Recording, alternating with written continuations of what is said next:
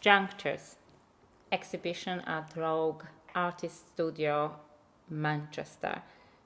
Junctures is an exhibition by Małgorzata Drohomirecka, featuring a cycle of 14 paintings that explore the liberation of individuals from gender roles, identity constraints, and the entrampment of social expectations.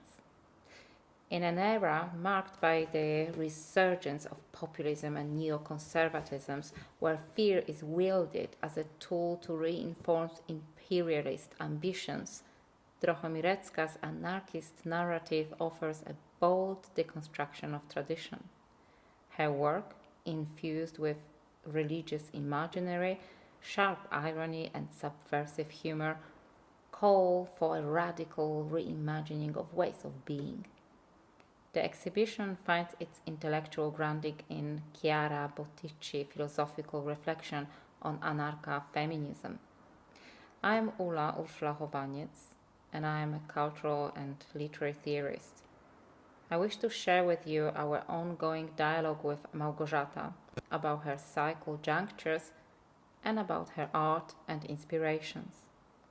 This conversation merges with Drohomirecka's natural environment, the streets and muses of London, and we also speak at her studio in East London. Małgorzata, Juncture. Why this title, Junctures? What does juncture signify in the context of your work? The term juncture refers to a critical point in time, a moment of decision or transformation. It also means a place where things join together, creating a web or a map of connections. In the context of my paintings, I am joining two very different narratives.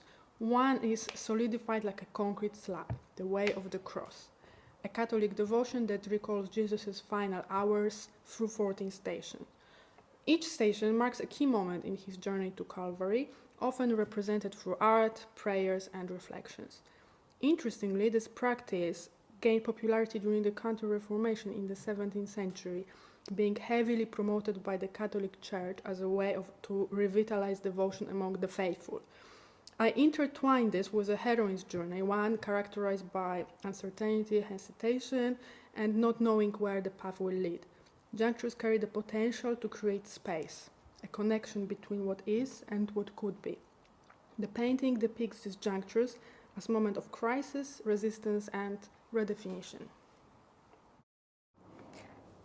Power. Małgorzata, you mentioned in many of our conversations that your work exposes the mechanisms and injustice of power. Could you elaborate on what you mean by this? Is a power just negative word? What is power? Which power? Whose power? Can you tell us a little bit about that? Power is about who controls the narrative. Controlling the narrative means shaping how events, identities, and histories are perceived and understood. Those in power dictate dominant stories, deciding what is remembered, what is erased, and whose voices are heard. In this sense, power isn't just about force or authority. It's about influence, framing, and the ability to define reality for others. In my work, I engage with the dominant structures that shape collective memory, particularly the Catholic tradition and patriarchal system, both of which impose rigid frameworks on how women's roles are represented and understood. The sadomasochistic aesthetics used especially in the first part of the cycle, the initiation, first and second punishment, parodies the relationship between submission and dominance, illustrating the church and state's entanglement in controlling bodies and identities. This painting highlights the way in which power operates through ritualized suffering, disciplined and enforced roles. But Junctures also asks, can power be reclaimed? And what are the risks of using the master's tools to dismantle the master's house? Patriarchy. This is very interesting notion. How do you define this category? In what ways do junctures engage with or challenge patriarchal structures? To quote Chiara Bottici, a patriarchal society is oppressive for everybody, despite harming some more than others, precisely because nobody can be free on their own. And this is something we tend to forget. Patriarchy is not just a women's issue. Patriarchy is a system of hierarchical control that shapes how gender, power, and identity operate. In Junctures, the protagonist navigates and subverts these structures, whether through forced initiation, the symbolic contract of submission, or the violent rebellion that follows. The work references Catholic iconography and 17th century counter-Reformation aesthetics to question how patriarchal narratives are embedded in cultural memory. We have internalized patriarchy so deeply that, as Emma Goldman reminds us, the worst tyrant is not outside, but inside ourselves. Woman. Małgorzata, in our conversations and in your press release, you describe woman as an oppressive category. How do you understand this? And how does your work address this particular aspect? I believe I was referring to Chiara Bottici again, who writes, an anarchafeminist philosophy must address not only the liberation of women, but also the liberation from women. That is, from a hetero and cis-normative understanding of this category, which may liberate some bodies while potentially reinforcing hierarchies that exclude others.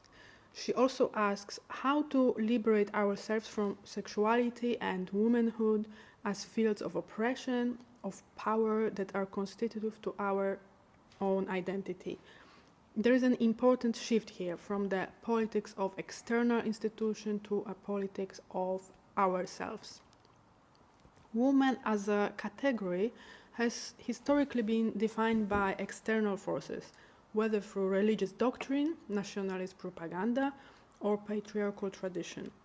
Junctures examines the weight of these imposed constructions, particularly within the Polish Catholic context, where figures like the Polish Mother, Matka Polka, and Polonia serve both as nationalist symbols and as tools of oppression. In 19th century, while Poland was under partition, in Polish art and literature, women were often portrayed as sacrificial figures and embodiments of a fallen motherland. But as women, we have also deeply internalized these roles by carrying mother like a dutiful daughter, and have learned to objectify ourselves, buying into the mainstream narrative of what it means to be a woman. But what does it really mean? The protagonist's journey in Junctures is a negotiation of these inherited roles, moving toward a space where identity is no longer rigidly defined, but fluid, multiple, and self-determined. Polish and Catholic references. Małgorzata, let's move to this aspect of your cycle.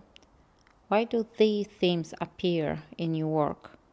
How do they function, and to what extent are they universal?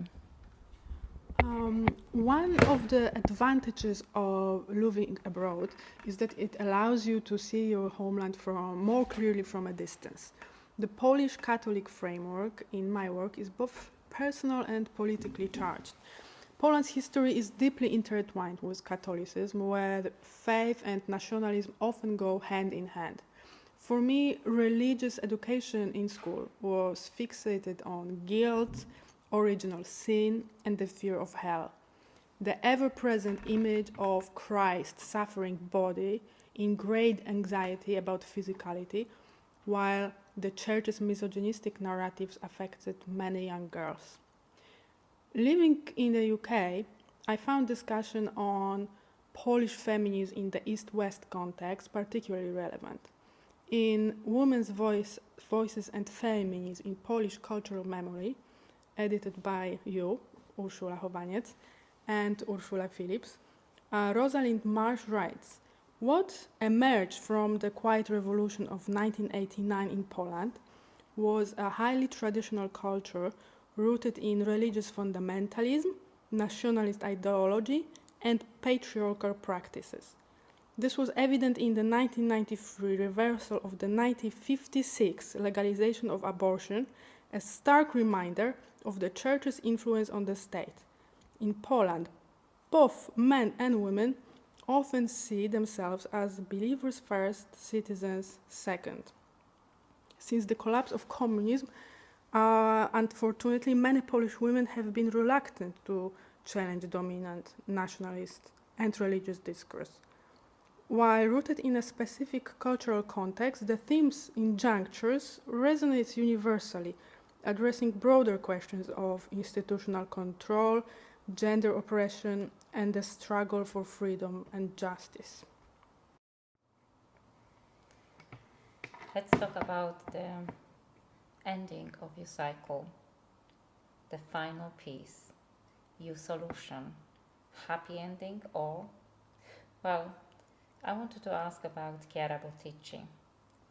You reference Chiara Bottici's idea that, I quote, "Another world is always possible because another world is always in making."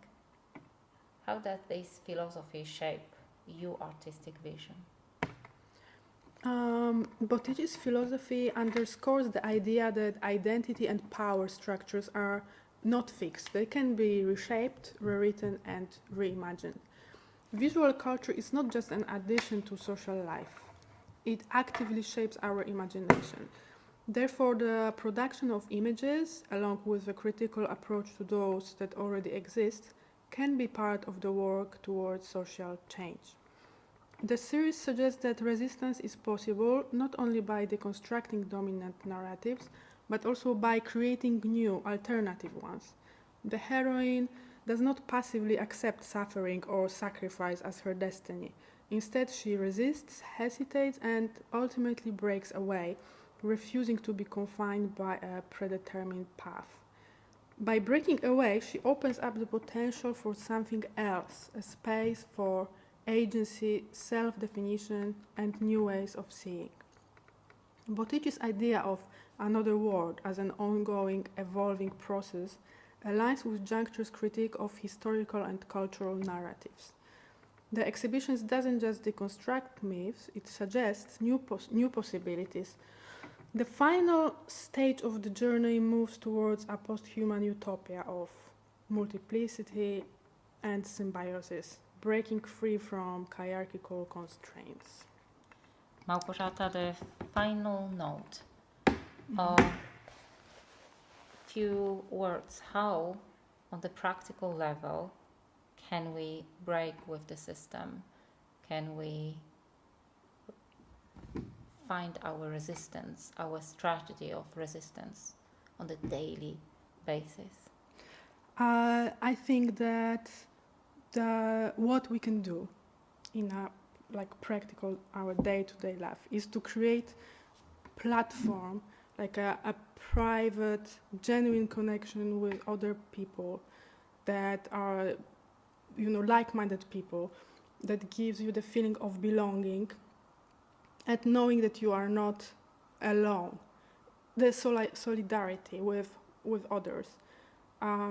This gives you this motivation and encourages you to take yet another step and not giving up. So energy from other people is very important. Energy from other people. Thank you very much for this conversation. Thank you very much.